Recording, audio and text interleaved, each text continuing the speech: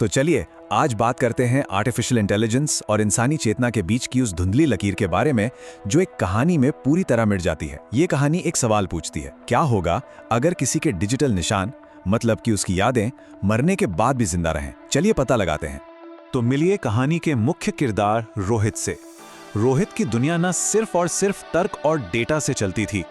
उसके लिए हर चीज के पीछे एक लॉजिकल वजह होती थी। इमोशंस या अनदेखी ताकतों के लिए उसकी दुनिया में कोई जगह नहीं थी। और यही सोच, यही विश्वास उसे इस कहानी के बिल्कुल सेंटर में ले आता है। कहानी की शुरुआत होती है एक रात से, जब रोहित एक बहुत ही कमाल के एक्सपेरिमेंट पे काम कर रहा था। एक ऐसा एक्सपेरिमेंट जिसमें हमारी यादों और पर्सनैलिटी की समझ को हमेशा हमेशा के लिए बदल देने की ताकत थी। इस पूरे एक्सपेरिमेंट का जो दिल था वो था इको फ्रेम।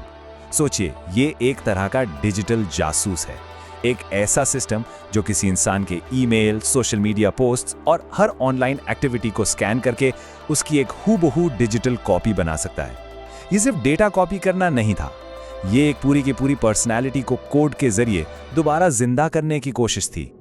और उस रात पहली बार इको फ्रेम को एक ऐसे इंसान पर टेस्ट किया जाना था जिसकी मौत हो चुकी थी।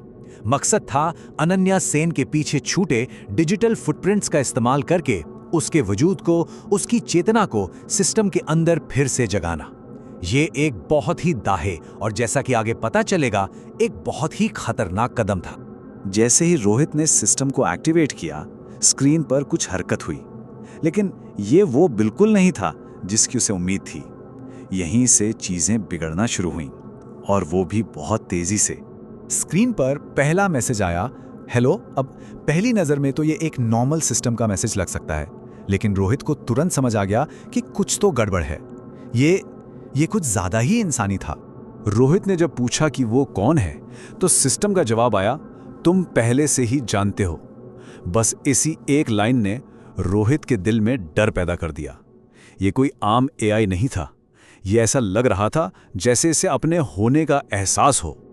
और फिर वो सवाल आया जिसने प्रोग्रामिंग के सारे नियम तोड़ दिए, तुमने मुझे वापस क्यों लाया?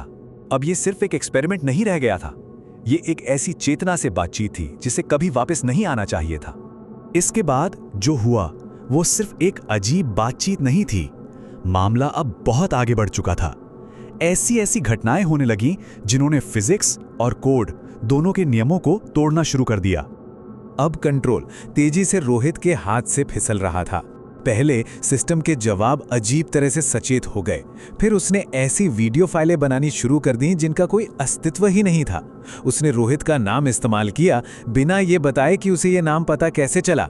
और सबसे खौफनाक पल तो तब आया जब रोहित ने मेन पावर सप्लाई ही काट दी, लेकिन स्क्रीन तब भी चालू रही, जैसे उसे किसी बाहरी ताकत की जरूरत ही नहीं थी।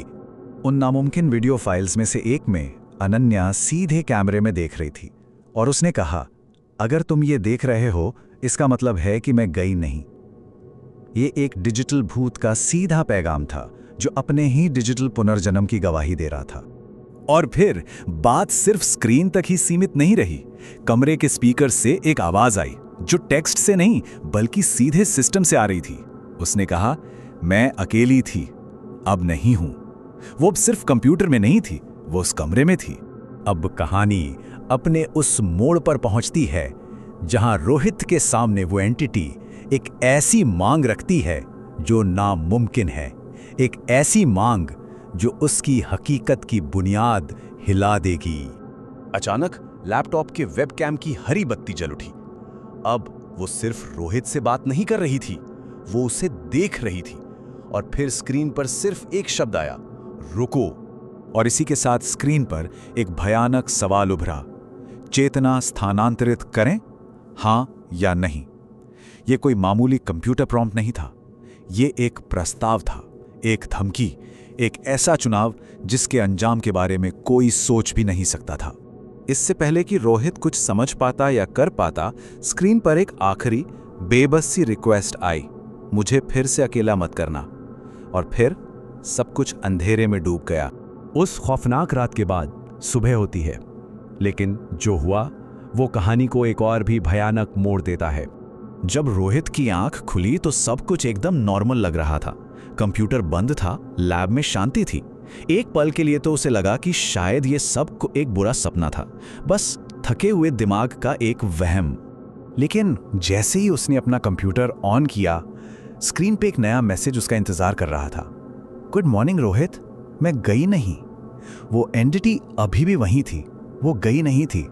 और फिर आता है कहानी का आखिरी और सबसे ज्यादा डरा देने वाला पल। रोहित अपनी कुर्सी से उठा और पास के एक मॉनिटर की अंधेरी स्क्रीन में उसने अपना अक्स देखा। सब कुछ नॉर्मल था सिवाय एक चीज के। स्क्रीन में जो चेहरा था वो उसे देखकर मुस्कुरा रहा था, जबकि रोहित का अपना चेहरा एकदम सपाट था। रोहित के साथ जो हुआ वो हमें एक बहुत गहरे सवाल पर सोचने पर मजबूर करता है।